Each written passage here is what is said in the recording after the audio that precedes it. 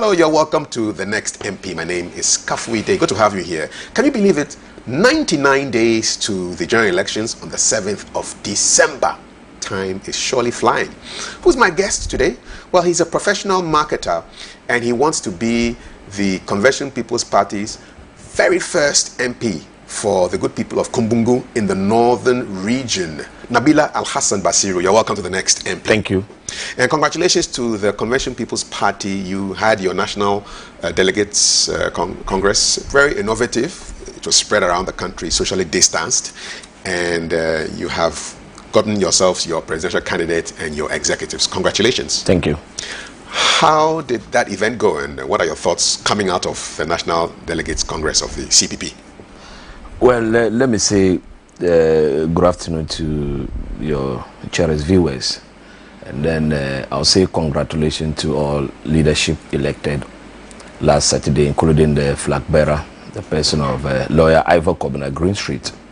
I can tell you it was successful.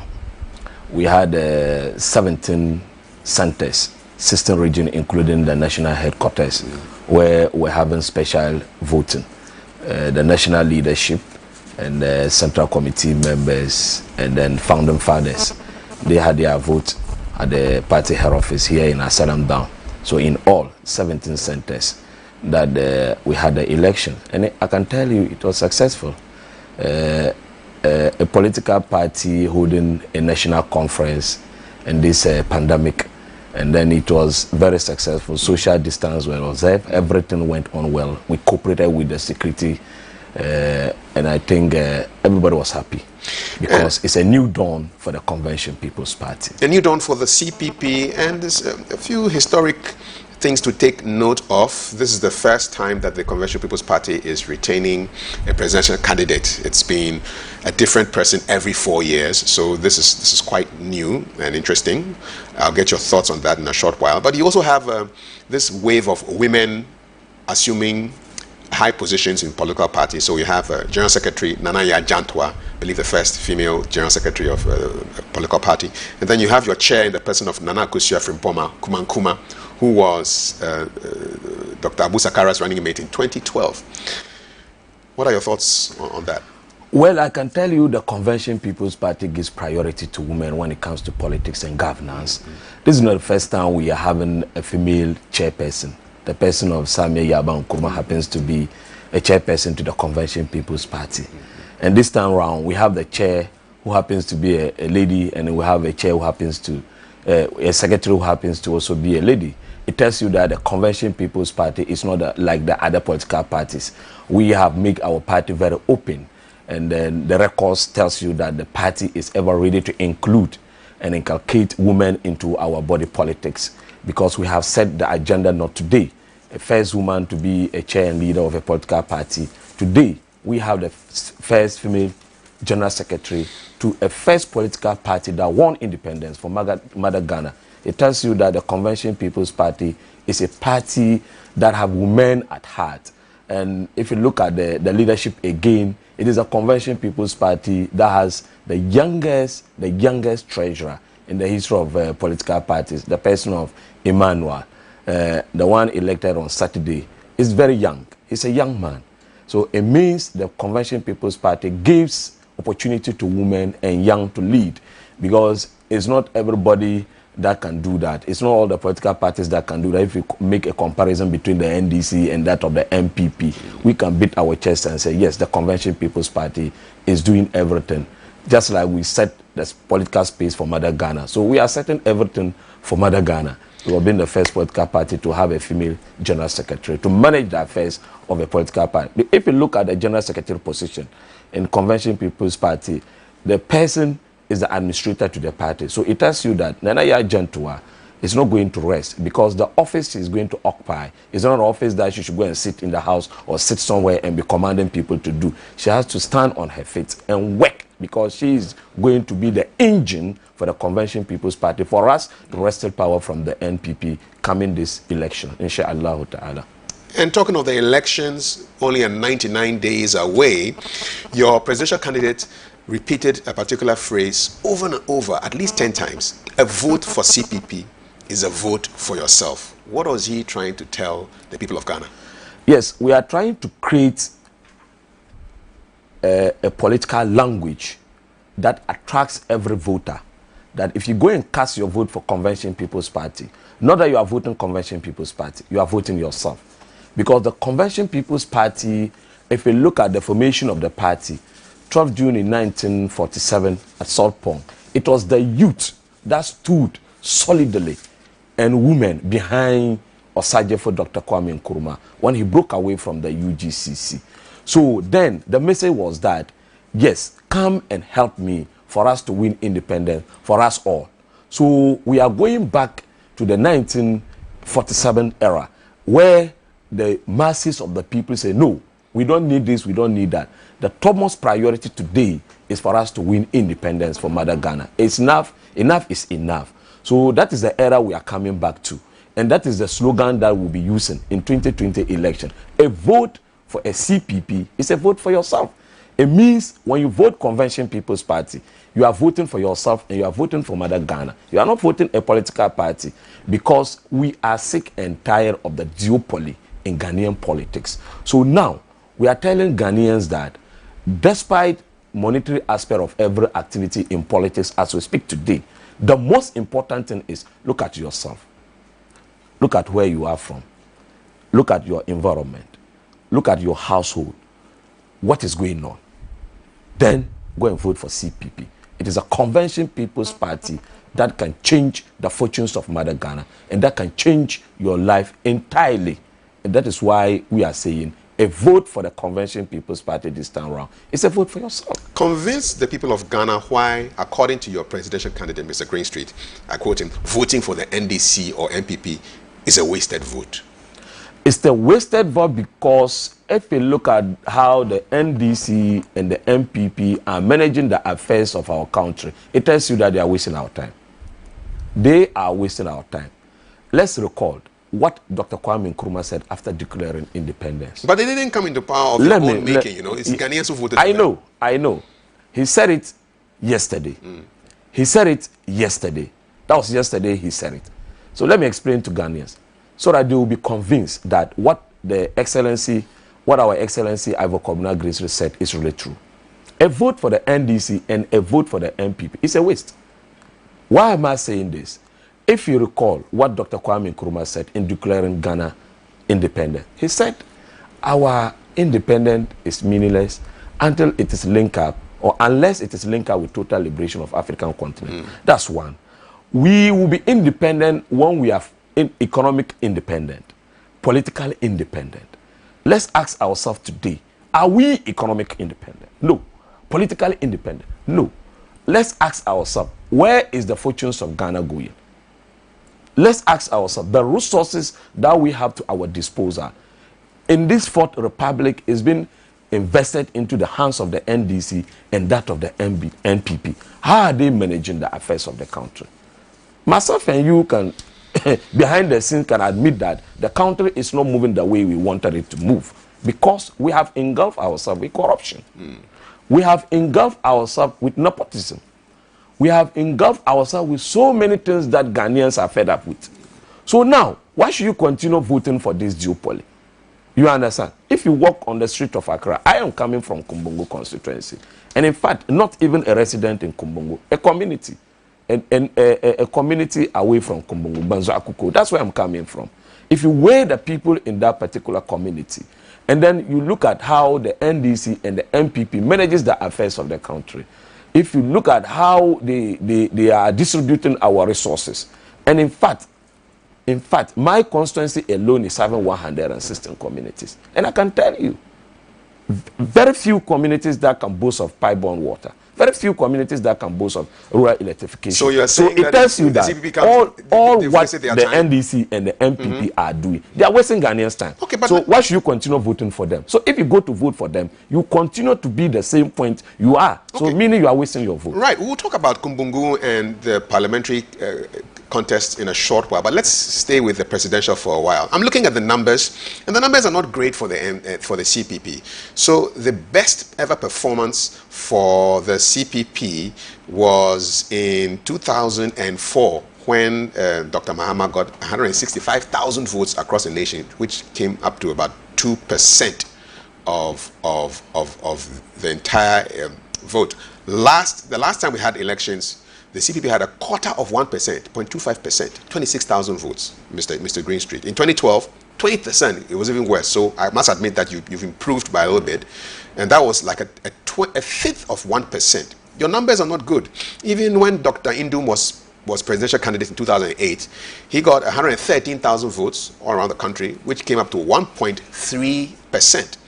And there are those who say, oh, Nkrumah has come together. But even if you come together, the best you've done so far is 154,000 votes, which is 1.5%. The numbers are not good. What would you say to somebody who would say, you know what, actually voting for the CPP is a waste of one's vote? What would you tell that person? Because the numbers don't lie. Yes, if you look at the last general election, the records for the flag bearer, the total vote was 25,552. If you go and do if you check, that is the votes we had. Yes, I admit, if you look at the last 4 general elections held in Ghana, the votes of the Convention People's Party is not much appreciating. Let me put it that way. That is 2016 and 2012. We are in 2020. We are in 2020. Maybe by then Ghanaians wanted to measure the NDC and measure the MPP and take a different decision. They have measured the two. In this Fourth Republic, they've measured the NDC and they've measured the MPP. So now, that is why that's the most reason why we retain Ivor Kobena Greenstreet, because he's a known face in Ghanaian politics. If you walk around the 4 corners of the country, he's a face that is known to Ghanaians. His face is known to the electorates. So we did our own analysis and see what is going wrong. Why are we not here? Why are we not there? What is causing our fortunes? Then one of the reasons was that we keep on changing flag bearers. And so for this time you've maintained. So we've maintained. Okay. We've maintained. And what went wrong, I can tell you that a lot of research went on. We did a lot of research. Okay. What went wrong in the last 2016 elections. And I can tell you, today as we speak, the flag bearer is setting up a committee to work on his manifesto. Okay. And then a running mate. They will be outdoor very soon. All right. Because time is fast spent. Time is fast spent. And we can't wait. Have only 99 days. Perfect. So let's talk about the conversations that are happening in Ghana right now. So there's a big infrastructure conversation that has been happening. I'm curious to find out what the CPP thinks of this particular conversation. But I can even narrow it down to Kumbungu, where you come from. Kumbungu. Yes, I've checked the delivery tracker website, and according to that website, 93 projects have been either completed or are ongoing in Kumbungu. So 71 of them have been completed. And we're looking at one village, one dam in Napajili, in Pegu, in Paligu. We have classrooms in Nyerizugu, in Kumbungu, in Singa. We have rural electrification projects in Kushibo, in Zugu, Dagogni, in Uni. The current administration is doing quite well in terms of infrastructure. Just for even your place, Kumbungu, how would you expect the people of your constituency that you want to represent to deny this particular, what it looks like, progress? In fact, this is an interesting question. This infrastructure debate between the NDC and then that of the MPP is laughable. It's laughable in the sense that if you look at what Dr. Kwame Nkrumah did under the CPP administration in terms of infrastructure, we, the Convention People's Party, are not boasting of what we did. If nothing at all, we set the country to where it is today. 60 years ago. 60 years ago. Yeah. Yes. It's, in fact, your mother give birth to you, you crawl before you stand to walk.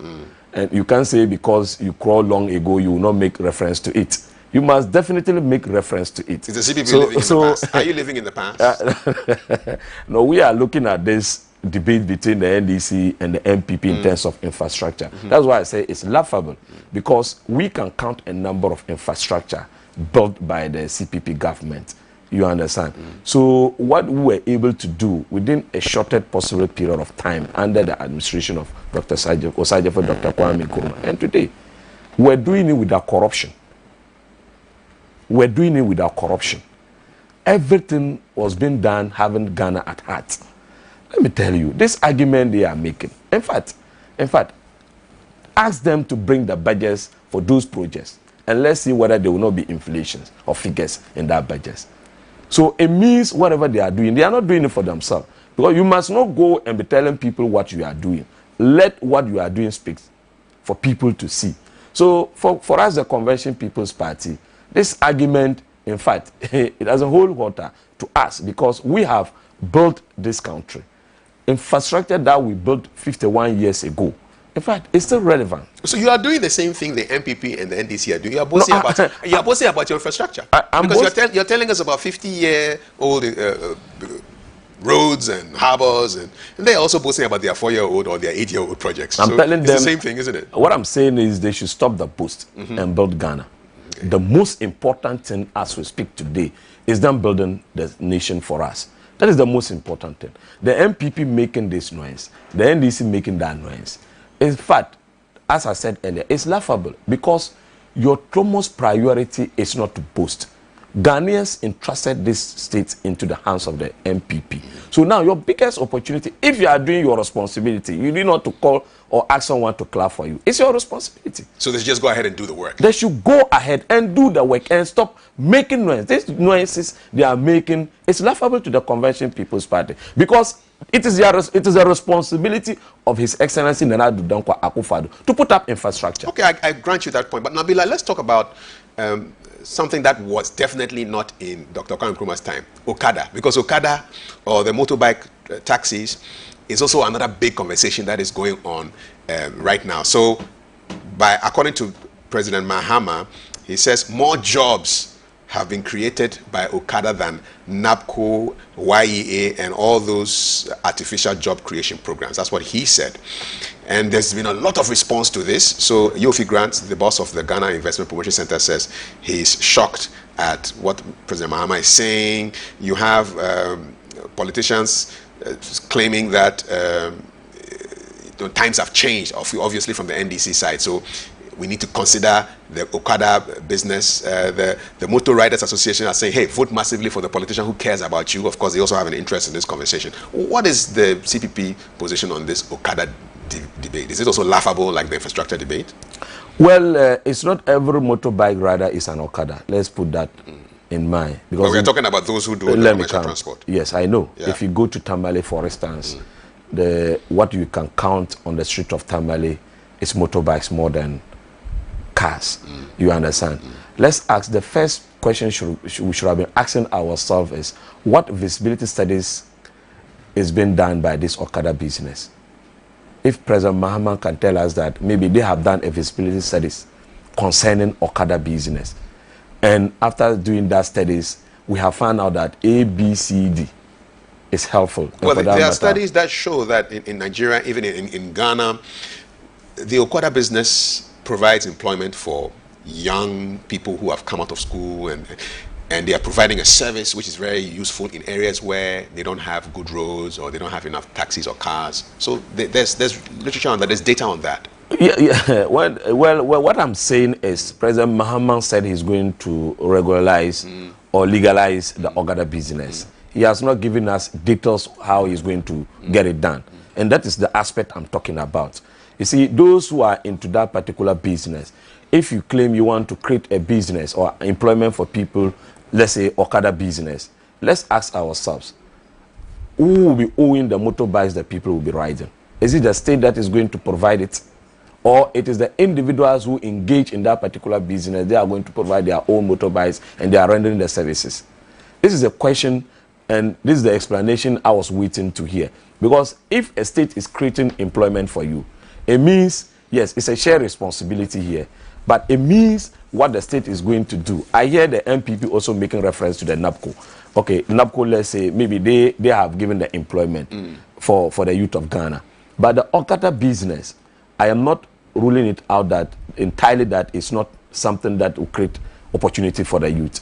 And even the state stands to benefit from that, because I know for sure they will have to pay tax. And in paying tax, it means it will help build Mother Ghana. So this claim, this one is not a laughable conversation. So no, this one is not. It's a serious thing we need to deal with. All right. Because we need to assess how they are going to be operating. Okay. Because if you look at the street of Accra as we speak today, the motorbikes is increasing. The motorbikes are increasing on the street of Accra. And there are also increase of accidents. So we need to look into that whole We thing. need to look at the positive aspect of the Okada business and look at the negative aspect of the Okada business. All right. And secondly, let's look at who is funding that particular business for the young who are into it. A lot more thought has to go into it. it. A lot more thought has to go into the Okada business before maybe any other person can think of regularizing it or giving it the go-ahead to do business in Ghana. All right. We must do a thorough discussion. We must do a thorough research into the business before we can implement it. Okay. Mind you, all right. Mind you. No, let me say something quick. Briefly. Briefly. Mind you, majority, there is this perception that, you know, people who normally steal from us, they normally ride motorbikes.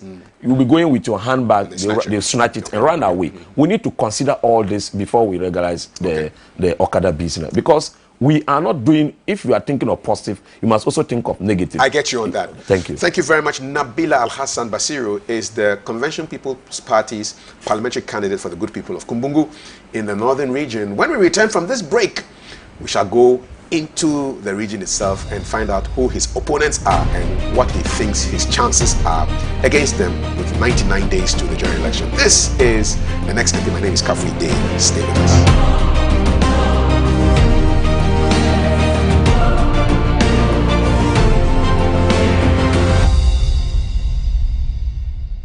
As the national regulator of the communications industry in Ghana, the National Communications Authority seeks to ensure an environment that is safe and fair for consumers and service providers. NCA grants licenses and authorizations for operation of communication systems and services, develops guidelines to streamline communication activities, establish and monitor quality of service indicators for operators and service providers. NCA is in 8 regions: Accra, Tamale, Takoradi, Kumasi, Ho, Kafui Dey, Sunyani, and Bolgatanga. Do you have unresolved complaints with your service providers? Contact us on 0800110662, 0307011419 between the hours of 8 o'clock a.m. and 5 o'clock p.m. from Monday to Friday, or visit our website at www.nca.org.gh and follow the procedure for filing a complaint or submitting enquiry. National Communications Authority, communications for development.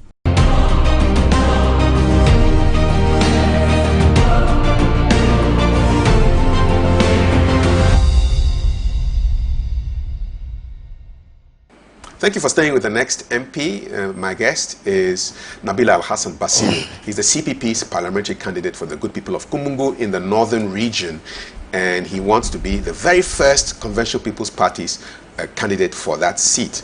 That seat has, since 1996, been a preserve of the National Democratic Congress. They have taken that seat from 96. Most of their MPs have been 2-term MPs. And the CPP has a lot on its hands to get this seat, wrestle it away from the NDC. How do you intend to go about this arduous task, Nabila? Well, a point of correction that I would want to make. If you look at the by-election that was held in 2013, the CPP won the seat. So I am coming to be the second MP in the constituency on the ticket of Convention People's Party. You know, we won the by-election. The CPP won the seat, and the NDC took it back from us in 2016 election when Honorable Ras Mubarak came. Yeah, but I was talking about the general election. Okay, fine. So it means the CPP has won the seat before. If I'm going to win the seat, it's not going to be the first time the good people of Kumbungu are seeing a CPP candidate winning the seat. I grant you that. So, in fact, what you said is right, and what I can tell you is Kumbungu constituency is a constituency the Convention People's Party in 2020 election is going to win. But the figures don't show it, though. The best performance you've had is 27% in 1996. Last time we had an election, 2016, it was 25%, a quarter of the votes. You need to get a bit more than that to win. As compared to the MPP and the NDC? If you can give me the MPP figures and then the NDC figures. Well, the best performance of the MPP was 26% in 2008. And the best performance of the NDC is 76% 2004. Okay. Yes. So it tells you that the votes in the constituency swings. Because if you look at the 2016 elections, after the NDC, the CPP came second. Indeed. You understand? So now, the issue of Kumbungu constituency has to do with who can represent them in this year election and then the next parliament. That is what matters now. What happens in the past is past. We are talking about today and we are talking about tomorrow and the future. That is what we are talking about. And Kumbungu is the focus. And Kumbungu is the seat that I can tell you that on December 7th, 8 o'clock or 9 o'clock p.m., they will tell you that Nabila Al-Hassan Basiru is the newly elected MP for the good people of Kumbungu. I'm saying this. Why are you standing on? What are you standing on to make this declaration? Yes, I'm saying. It could just be a mere promise and confidence. It's not a mere promise. It's not a mere promise. It's not about confidence. You see, a lot has to go into election. A lot has to go into election. The person who is running the election is one. Your personality, it matters. Your relationship to the good people of your constituency matters. Who you are in the constituency matters. What you've been doing in the constituency matters. Your association with the constituents matters. What the people are looking up to you, who they perceive you are, it matters in election. And the track record of the party matters. So far, you've only won a by-election. The track record, 28 years. Yes, the track record matters. I am not ruling it out. The record matters in election. But I can tell you, in election, the candidate standing in election matters more than any other thing. Okay, let me query you on that. So you are going up against Dr. Hamza Adam. He was a lecturer with the University of Development Studies, UDS. He's representing a party that has had custody of that seat for the longest period of time. You know, how do you match up against him? Well, I can tell you not because I'm here with you. I can tell you if you step foot in Kumbungu and ask them who stands the chance of winning Kumbungu seat. Either they mention Nabila and the NDC candidate, or they mention Nabila and the MPP candidate. You can't overrule and say Nabila is not there. I am number one person they will mention and tells you that it's either Nabila or the NDC, or it's either Nabila or the MPP. Why are they saying this? Yes, the seat has been in the hands of NDC, but as I said earlier on, it's all about who is running as a parliamentary candidate. It's all about who is running as a flag bearer. You understand? The candidates that I'm running against in this year election, there is another candidate that you've not captured. Independent candidate is also running in the constituency. The person of Abubakar Abdel Fattah. So we have an independent candidate who is also going to run in this year elections. But if you look at all the candidates who are running, I stand tall. Why? Tell me why. Yes, one, my personality. The others don't have any personality? Yes, they have personality, but my personality outweighs the personality of the other candidates. How does a personality solve problems in the Yes, personality solves a lot of problems. Because if you don't go to the people, if you don't know who they are, if you don't know their problem, if you don't know their plight, if you don't associate with them, if they don't trust you, in fact, they will never entrust their leadership into your hands. But are you saying the others don't go and visit the people? Are you saying that Dr. Adam does not visit the people? Are you saying that the MPP candidate Abdul Salam Hamza Fattah, by the way, you're fighting against two Hamzas, you know, both of them are Hamzas. If you look at the NDC candidate, are they not going to the people? If you look at the NDC candidate, he transferred his vote into the constituency. I've been a native in the constituency, not today. How significant is that? It has, if it's true. Yes, it has a lot of significance. He transferred his vote into Kumbungu. So I can tell you that he never had an interest in the heart of, he never had the Kumbungu in his heart.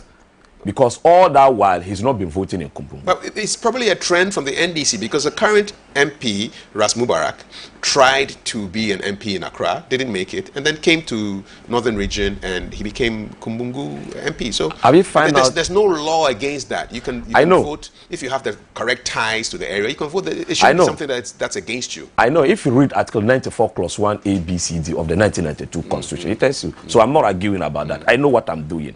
So the aspect I am telling you, the personality aspect I am telling you, I'll come to development issues. The personality aspect I'm telling you is that I, Nabila, sitting here, my personality outweigh all the candidates in the constituency. What are you going to do for the people with your personality? Perfecto. That is what I was expecting you to ask me. I have a 7-point agenda that I'm going to roll out in the constituency that I think I can use to transform the Kumbungu constituency. You think, or you're sure?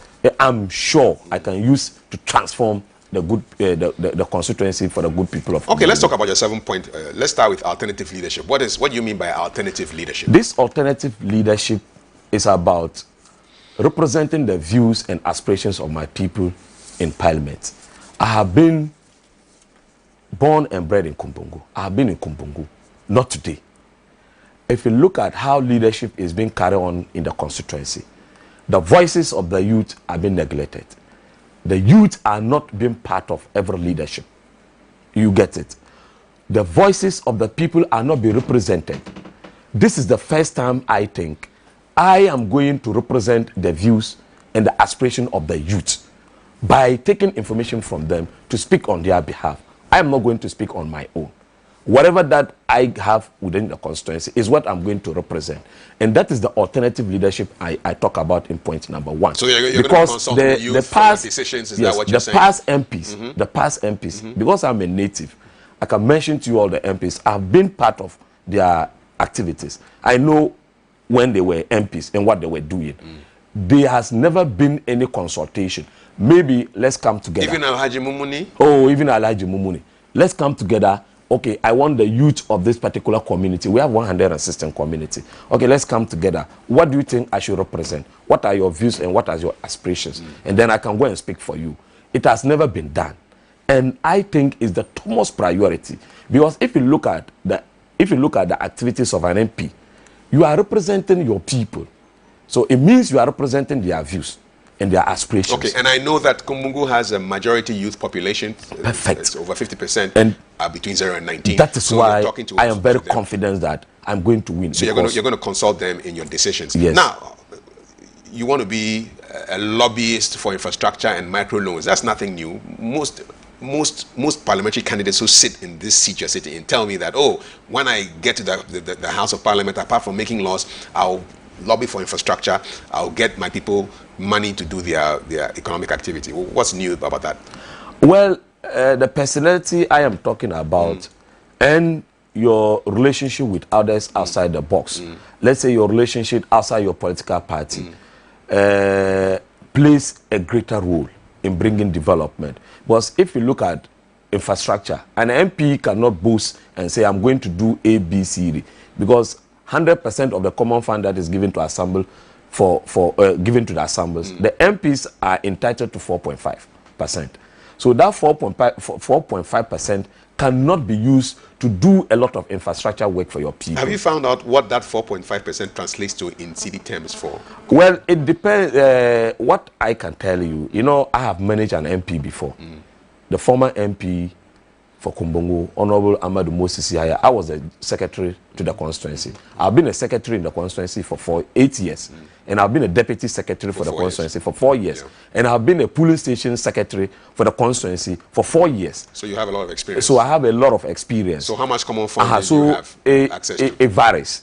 It varies. What were the figures? What was the variation? Sometimes the figure will come, let's say 30,000 Ghana cedi, 40,000 Ghana cedi, depending the percentage the central government is allocating to the district. And is that 30,000 the 100% that goes to the, of which you need to take 5% out of that? No, it's 4.5% that is going to the MP. And that's what I'm saying. And is that the 30,000? And that's what I'm saying. It depends how much is given. Any amount is given, you are entitled to 4.5. Okay. And then maybe they convert it to CD equivalent. And I was asking whether the 30,000 is the 4.5% or it is the big sum for which you have to take 4.5% out of it.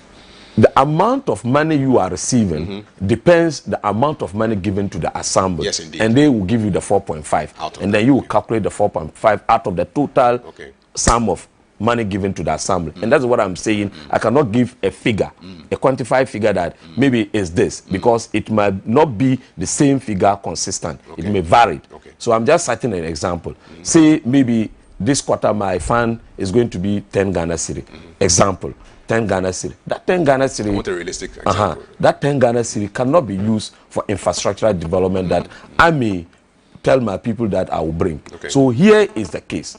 You need to lobby. That's why I put it there, central government. You need to lobby, not only central government. You need to lobby friends. Say, what kind of connections do you have? I have a lot of friends. I travel abroad, I make friends. I live in Ghana here, I make friends. I'm a northerner, I have friends home. And I have friends who are into construction. I have friends who are into a lot of businesses. Are these friends not going to hold you ransom? They give you a gift and then expect a favor later on? If you look at one of my points, I say transparency and accountability. I'll come to that point. Anything coming to me is not going to be spent because I go for it. I'm going to be very transparent and accountable to my people. That is why I prioritize transparency and accountability, because every leader must be transparent. Every leader must be accountable. I get you that. I get you on that. So, but let's moving on to another of your what you say you want to do. So it's tied to the common fund. So you're going to be using the common your share of the common fund to take care of needy students and set up an educational foundation. It's all well and good. But the current MP, who is on his way out, Ras Mubarak, is on record to have said in May of this year that MPs have now become almost like heads of households. They are expected to take care of all kinds of social obligations, attending funerals and weddings, giving money for all kinds of things. Are you not setting yourself up to be overburdened by the demands of your constituents? You see, as a native of a community or a constituency, your responsibility is to attend social gathering, whether you are a leader or not. Because as we speak today, you are not an MP to your constituency, but you attend functions. Let's say naming ceremonies, wedding, funerals, chieftaincy, youth, whatever. You attend as a human. That's your social contribution. And then you give money. You give money, and you are not a leader. You are not an MP, you are not a DC, you are not a minister, you are not a president. But you give money. You give more money than me because so you're a public man. Let me come. And you're going to put pressure on your small common fund. The most important thing in this regard is your presence to the occasion. No matter how much you are given, it's being recognized. On the aspect of me saying I'll locate this to my educational fund is important, because education is the key to enlighten the minds of our people. Nabila, if you attend 10 weddings and you don't give a single CD, I've been doing it as we speak today. Your name will go out that man doesn't give. Mr. Kafui, let me tell you, as we speak today, I am not saying because I am here. Go to my constituents and ask them who attends functions more than any candidate. Because you want to be MP. Not today. So I've not started. And even it's my campaign message. I know. I can share with you my video recorded last 3 months. And then you can hear me saying, I have been with you not today.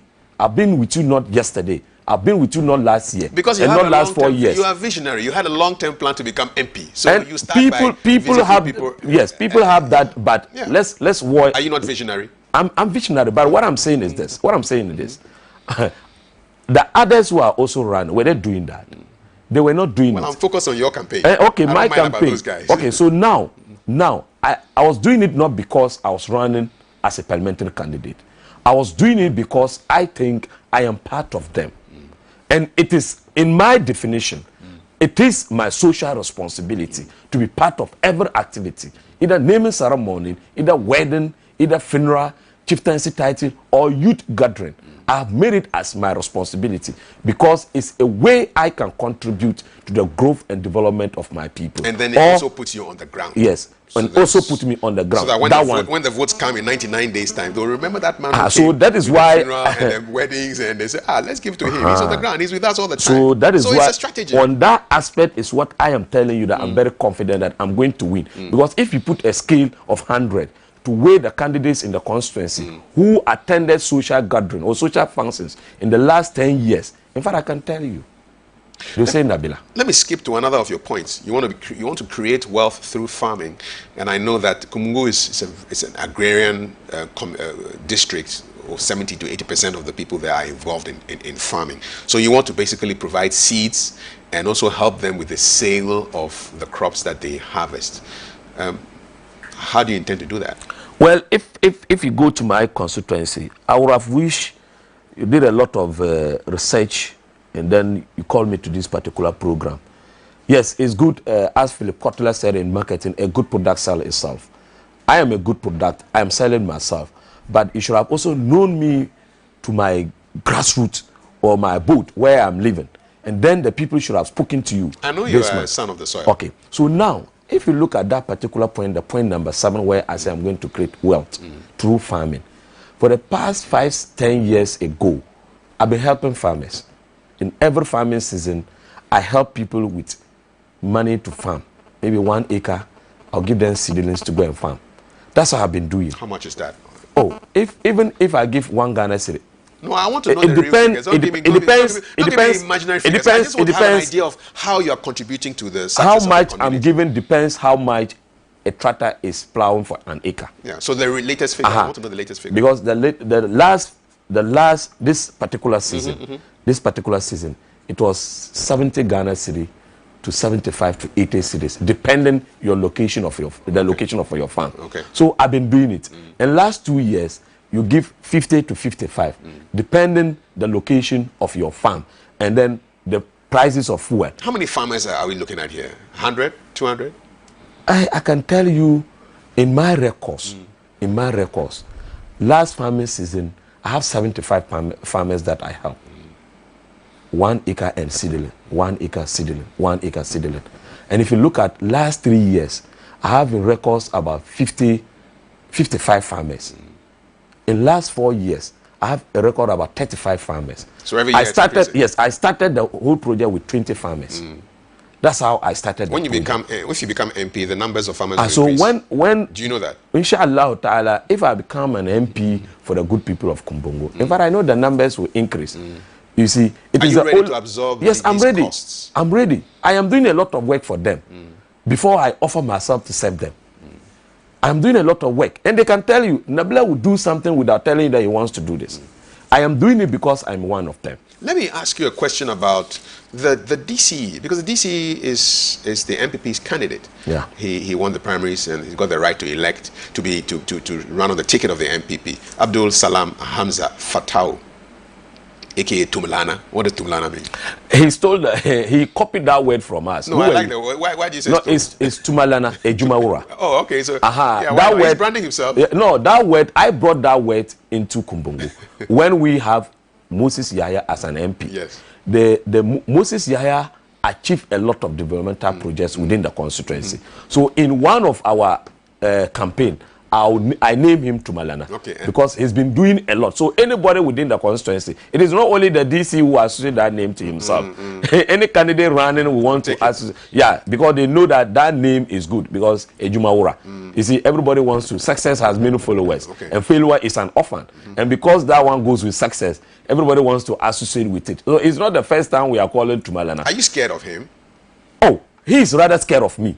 All the candidates are scared of Nabila. Well, I'm telling you. Are you so scary? I'm not scared because I know I'm winning. What do you think you can do? You don't have to be afraid. I'm not afraid. I am even calling for a debate between the candidates in the constituency. What has the response been? What has the response been? They are not accepting it. They are turning it down. Because everywhere I go, as I said, I can share my video. Because I tell the people. They want to be on the ground. The debate will not. Yes, I want to tell them. I always tell the people that, yes, this time around, we are not just going to elect someone to go and represent us. No, we don't want it that way. We want to sit and debate for us to know who is the best candidate, who can implement our ideas, who can represent us, who can lobby for development. Because, look, if you go to Parliament House, it's not a house to fold your arms. It's not a house to say, yeah, me too, and go back home. No, you must go and debate. You must show yourself. You must represent your people. You must let your people be proud of you and know that, yes, this is our MP. And you must be visible to your people. Is he not scaring you with the projects? I mean, he's giving people jobs. He's finding jobs for people in the various ministries and agencies. He's commissioning roads, Kumbungu Dalun Road, project commissioned. The chief attended there, shaking. I can share with you after this discussion projects that was executed by the then MP, Moses Yahya. And you can see pictures of me in those projects. rural identification before Moses Yahe left, 18 communities were connected to the national grid. 33 communities were approved before he left. You know, Ghana was signing a contract between Ghana government and China government for this rural identification. I didn't know these things would come. I would have come with all the documents and show to you. I can mention 116 communities in Kumungu constituency, and I can tell you he should mention a document with his name that I'm going to connect this community into a national grid. So Nabila Al-Hassan Basiru wants to represent the CPP in the constituency of Kumungu in the northern region. When we come back from the break, I'll be speaking to him about himself and what he thinks is the trump card. Find out about how much he spent so far in his campaign and how his life story is helping him to sell his message. He's a professional marketer and he wants to be the new MP for Kumbungu. Stay with us. This is the next MP. Don't go anywhere.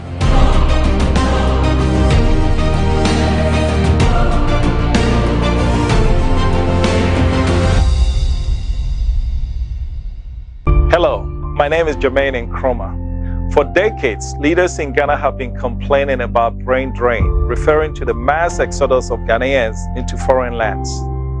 The good news is lately, that brain drain has actually evolved into what many refer to as brain gain. In other words, Ghanaians left and have acquired new skills, and they are now available to come home to help with national development. In fact, here at DNT, we insist that there is nothing that Ghana needs done towards her development that she cannot find a Ghanaian to do, be they at home or from somewhere in the world. The question is there a role for Ghanaians abroad to play in Ghana's development? If the answer is yes, then we have to ask ourselves, what are the measures that have been put in place to facilitate their return home to help with nation building?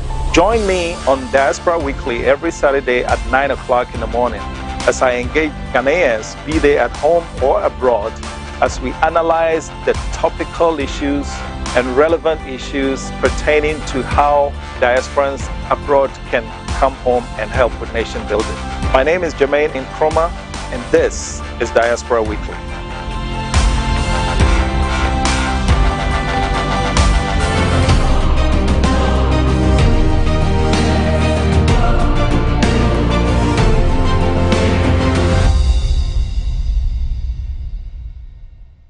Thank you for staying with us. This is the next MP. My name is Kafui Dey, and my guest wants to be the next MP for the good people of Kumbungu in the northern region.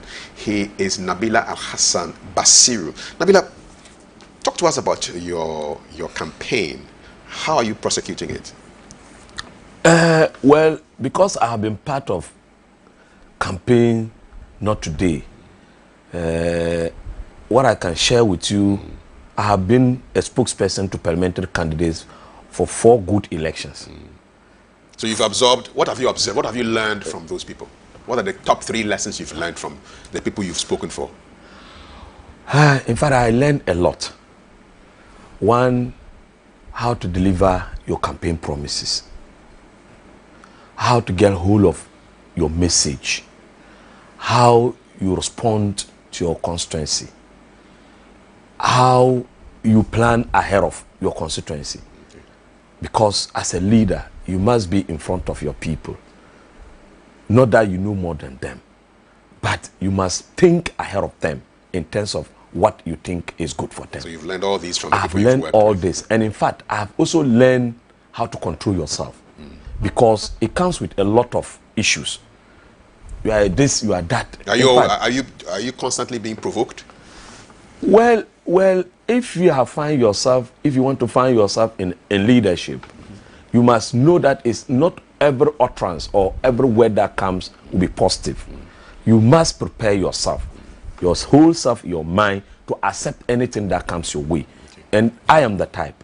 Okay. The people can tell you. So you've learned a lot from I have learned a lot. You talked about the message. What is your key message to the people of Kumbungu? My key message to the good people of Kumbungu is 1, vote me to represent you. That's 1. 2, I am going to be executing project, DAB community project. In this project, DAB community project, all the youth within the communities are going to have a say in the project I am going to run for their communities. You know, we are from a rural area. And the rural area, the way we live is different from the urban area, the way they live. So I dubbed it community project because I want any project being executed in any community to come from the good people of that particular community.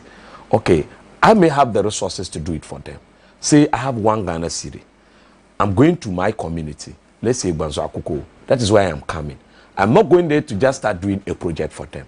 I will seek from them, okay, the good people of Banzo Akuko, the good people of Banzo, the good people of Gangani, the good people of Tabung, the good people of Tolong, Tabung, Singa, the good people of Mane, Tologu Bale, Kumbungu Zangbalong, Dalang, Gupanargu, Shedua Jajirgu, and other communities within the constituency. I have 1 Ghana city from my common fund. That is what I have been allocated.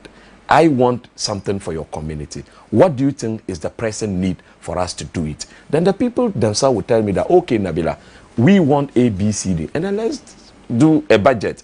If it can fund, that 1 Ghana city can fund that particular project that you so desire, then it's up to you. So you're bouncing off from what they tell you that they need. Are you relieved that you are not running in an urban constituency or a more developed constituency where you would have to spend a lot of money to get your message across?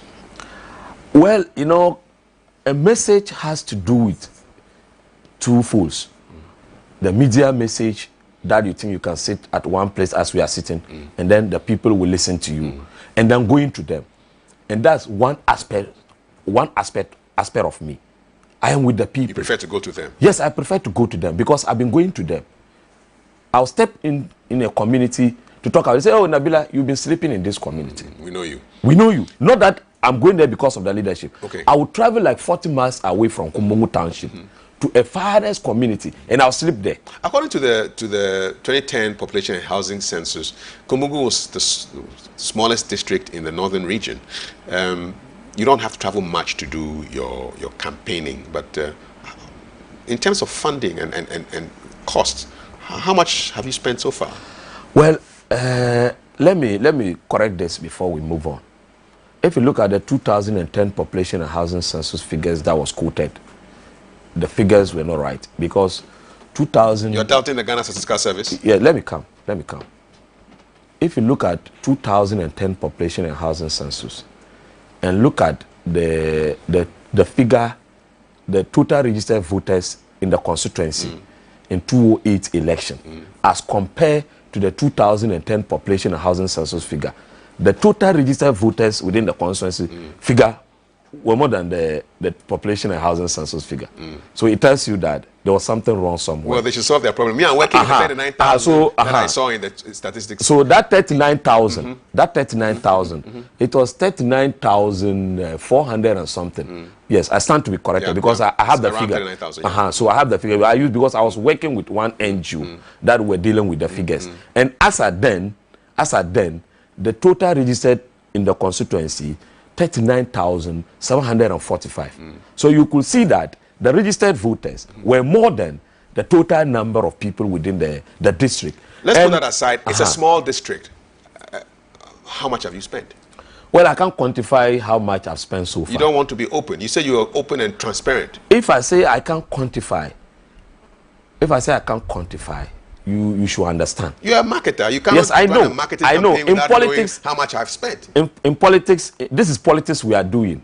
It's still marketing. Yes, I know. This you say you're open and transparent. Yes, this politics, visible and available. This politics we are doing, and I'm telling you, I can't quantify how much I have spent so far. Why not? Because meeting you on the way, and then, oh, Nabila, how are you? Okay, this one will buy water. It's not part of the budget. And then you take your small notebook and you track it. No. Yes. No, I don't agree with this. You understand? Scarves and other stuff.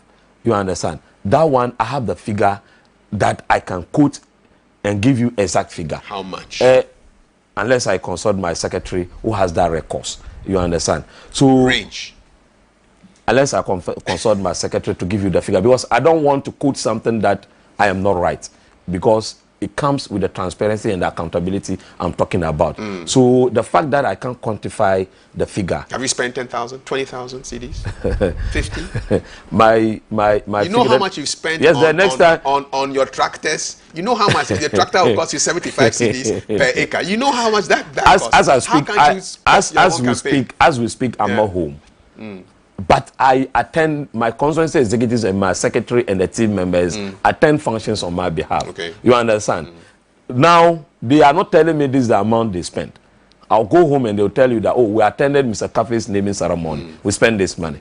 We attended this, we spend that money. And then we add it up. Okay. So that is what I'm saying I cannot quantify. I get you. But maybe by close of the election, I'll be able to tell you that this is the amount of money I spend. And as I was telling you earlier on, social responsibility, I am a Northerner. I'm a Dagomba by tribe. Social responsibility contribution, we don't count it. We know it's an expenditure. You understand? And I get you. I get you on that. So the issue about Kumbungu constituency, as I told you, Kumbungu is having 116 communities, which are scattered communities. Okay. So if you are sitting and imagine it's a small community, it's not a small community. We have overseas community. You ride from Kumbungu to Nawuni, 20 to 25 miles, and then you cross the White Volta, and then you ride a motorbike 40 to 45 miles to a first community. So there's a lot happening. So the constituency, the communities are scattered. Okay. It's not like it's just a cluster that you can think maybe you run one round and then you run to all the communities. Yeah, I get you. Yeah. So then there are challenges there. There are a lot of challenges, I must admit. A lot of there are instances if you are going to a you have to go through Kanun. I have videos I can show to you. Being in Kanun, crossing the White Voter, this, well, that, you have to do it if you want to be the, yes, the because parliamentary candidate. And those communities, if you go there, they tell you that, oh, Nabila been part of it. He slept here last year. He was here. You see, it means I am with the people. Okay. And the people knows who I am. And what's your message for the people as we wrap up this conversation? My message for my people is, one, I am going to represent them in the next parliament. They should entrust the leadership of the constituency into my hands. And I'm not going to fail them. I am going to deliver. In my delivering, it's a shared responsibility because it's about development. And I alone cannot bring development. The little contribution they can also make for us to develop is most welcome because development is a shared responsibility. And that is why in my points, I said, I am going to launch an educational foundation in Kumbungu, first in the history of Kumbungu.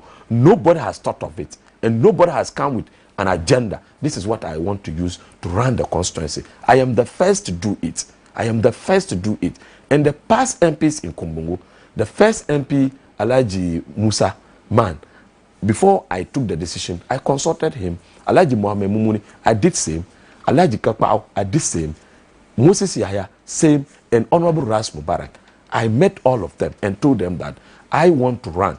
We have 5 sitting MPs who are alive. I am coming to add up to 6. I will be the 6th MP for Kumbungu constituency. So you chat with them all? Yes, I'm free with them all. They all work to me because they know who I am in the constituency. It's not that I'm just coming from somewhere to run. Because if you ask any of them, call any of them, even the sitting MP, call him and ask him, this young man from your constituency, Nabila, he will tell you who I am. And call Alhaji Mohamed Mumuni. They know you. And ask him. Not that they know me. I have done with some of them. And if you don't win in December, what will you do? Well, this is elections. You either win or you lose. And I can tell you, with the work I am doing, with the people of the Kumbungu constituency, see me as one of them. Because I am youth. A majority of the constituents are youth. And I am representing them. I am representing them.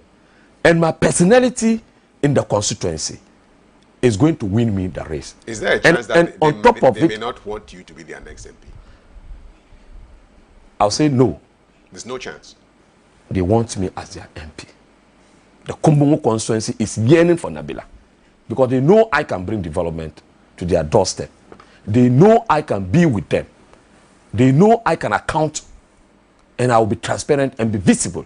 And that is why I said I'm going to be organizing sports tournaments to the good people of Kumbungu as a way of promoting peace in the constituency. Because sports is something that brings all of us together. As we are sitting, if Ghana is playing match, we'll forget of NDC MPP. And that one will bury it. Our concentration or our prayer is Ghana to win. So now, whoever in the Kumbungu constituency is seeing Nabila as a son who wants to develop, who wants to bring development. So their major challenge now, or their major, what they think they should be doing now is campaigning for Nabila and get him elected as their next MP to represent them. So I can confidently tell you that what goes into election, I am already prepared. I prepared myself, and God the Almighty Allah chose me for the good people of Kumbungu. They are only waiting for me to be outdoor on the 7th of January, 2020, to represent them. And I can assure you, Mr. Kafui Dey, you come to Parliament to interview me, and you say, yeah, Nabila, you told me that you win. Not that I'm here. That is the reality. Thank you because they know much. I can deliver. And I'm going to deliver for my people. A very confident Nabila Hassan Basiru, who is the Convention People's Party's parliamentary candidate for the good people of Kumbungu in the northern region, 99 days away from December 7th, our general election. Please continue to keep safe, observe social distancing, observe all the protocols, and God willing, we shall congregate at our polling stations to vote for our candidates. Follow the Diaspora Network Television across social media, Facebook, Instagram, Twitter. Follow me, Kafui Dey, and follow Alhaji Nabila on Facebook as well and all the social media platforms. This is the next MP. God willing, we'll do it again same time next week. Good night.